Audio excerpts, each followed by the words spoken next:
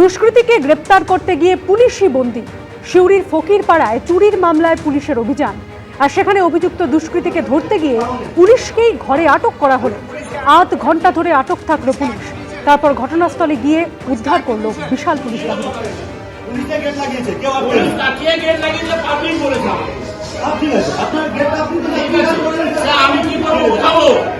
আমি বড় দাদা হয়ে গেছে, হ্যাঁ? আপনি আমার পুলিশকে এইভাবে আটক করতে পারেন? আপনাকে সার্চ ওয়ারেন্ট দেবো তো।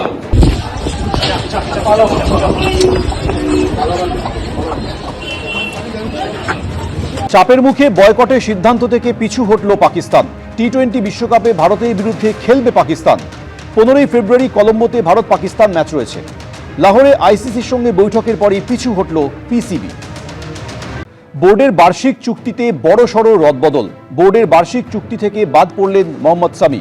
কেন্দ্রীয় চুক্তি থেকে 2 ধাপ নামলেন বিরাট কোহলি আর রোহিত শর্মা, নেমে গেলেন বি গ্রেডে। তুলে দেওয়া হলো শীর্ষ গ্রেড A+ ক্যাটাগরি। বোর্ডের বার্ষিক চুক্তি সর্বোচ্চ এ গ্রেড তালিকায় 3 ক্রিকেটার, শুভমন গিল, জসপ্রীত বুমরা এবং রবীন্দ্র জাডেজা। বি গ্রেড তালিকায় ঠাঁই পেয়েছেন রোহিত শর্মা এবং বিরাট কোহলি। মেয়েদের ক্রিকেটে বাংলা থেকে বোর্ডের বি গ্রেডে আছেন রিচা ঘোষ। এসআইআর মামলার শুনানিতে সুপ্রিম কোর্টে কার্যত মান্যতা পেল মমতা বন্দ্যোপাধ্যায়ের অভিযোগ। সোমবার সুপ্রিম কোর্ট জানিয়ে দিল, মাইক্রো অবজারভার নয়, চূড়ান্ত সিদ্ধান্ত নেবেন ইআরও। আবার তৃণমূল এসআইআর এর বিরোধিতা করলেও প্রধান বিচারপতির বেঞ্চ জানিয়ে দিয়েছে এসআইআর হবেই। এসআইআর প্রক্রিয়ার সময়সীমাও 7 দিন বাড়িয়েছে সুপ্রিম কোর্ট। একদিকে মাইক্রো অবজারভার নিয়ে সুপ্রিম কোর্টে বড় স্বস্তি পেল রাজ্য সরকার।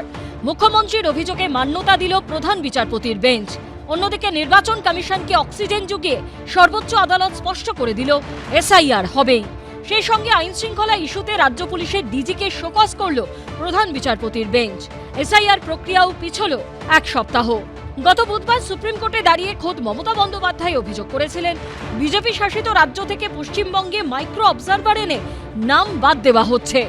এই প্রেক্ষিতে সোমবার প্রধান বিচারপতি সূর্যকান্ত, বিচারপতি জয়মাল্য বাগচি এবং বিচারপতি এনভি আঞ্জারিয়ার বেঞ্চ নির্দেশ দিয়েছে, মাইক্রো অবজারভার নয়, চূড়ান্ত সিদ্ধান্ত নেবেন ইআরও অর্থাৎ ইলেকটোরাল রেজিস্ট্রেশন অফিসাররা। মাইক্রো অবজারভার এবং এই অফিসারেরা শুধুমাত্র সাহায্য করবেন। ডকুমেন্টস দেখে তাদের যে ওপিনিয়ন, তাদের ওপিনিয়ন পেশ করবে, not decision. They will not take any decision. Decision only will be taken by the ERO, not by any other person. তবে সোমবারের শুনানিতে নির্বাচন কমিশনেরও কার্যত বড়সড় জয় হয়েছে বলা যায়, কারণ প্রধান বিচারপতির বেঞ্চ স্পষ্ট জানিয়ে দিয়েছে এসআইআর হবেই।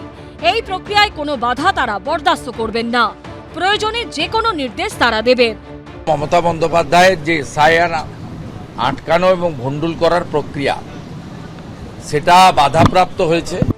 অত্যন্ত গুরুত্বপূর্ণ বিষয় হলো, এসআইআর ঘিরে রাজ্যের নানা প্রান্তে অশান্তি, ফর্ম 7 পোড়ানো, একাধিক ক্ষেত্রে নির্দেশ সত্ত্বেও এসআইআর দায়ের না করা সহ বিভিন্ন ঘটনার প্রেক্ষিতে বিজেপিকে শোকজ করল সুপ্রিম কোর্ট।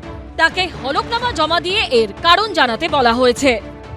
একটা কমপ্লেন করেছে যে ইলেকশন কমিশন, যে রাজ্য সরকার একটা কেসে এফআইআর করতে নির্দেশ দিয়েছিল, কেন হয়নি সেটা ডিজিপিকে তার অ্যাফিডেভিট এক্সপ্লেন করতে বলেছে। পুলিশের সর্বোচ্চ পদাধিকারী ডিজিপি, তাকে শোকজ করা হয়েছে, নোটিশ দেওয়া হয়েছে। এটাই তো প্রমাণ করছে যে যা অসঙ্গতি তৈরি হয়েছে, যা অচল অবস্থা তৈরি হয়েছে, যেভাবে হাঙ্গামা হয়েছে, আগুন লাগানো হয়েছে, ভাঙচুর হয়েছে, পরিকল্পিতভাবে নামের বানান ভুল করে বিভ্রান্তি তৈরি করার চেষ্টা হয়েছে, সেটা সরকারকে দিয়ে হয়েছে, সরকারি প্রশাসনকে দিয়ে হয়েছে। এসআইআর প্রক্রিয়ার সময়সীমাও 7 দিন পিছিয়ে দিয়েছে সুপ্রিম কোর্ট। এতদিন চূড়ান্ত ভোটার তালিকা বেরোনোর কথা ছিল 14 ফেব্রুয়ারি। সূত্রের খবর, 28 ফেব্রুয়ারি চূড়ান্ত ভোটার তালিকা প্রকাশের চেষ্টা করবে নির্বাচন কমিশন। এদিকে গত বুধবার মমতা বন্দ্যোপাধ্যায়ের সুপ্রিম কোর্টে সওয়াল করার বিরুদ্ধে আবেদন করেছিল অখিল ভারত হিন্দু মহাসভা। তারা দাবি করে, এসআইআর নিয়ে কোর্টে মুখ্যমন্ত্রীর সওয়াল সাংবিধানিকভাবে অনুচিত।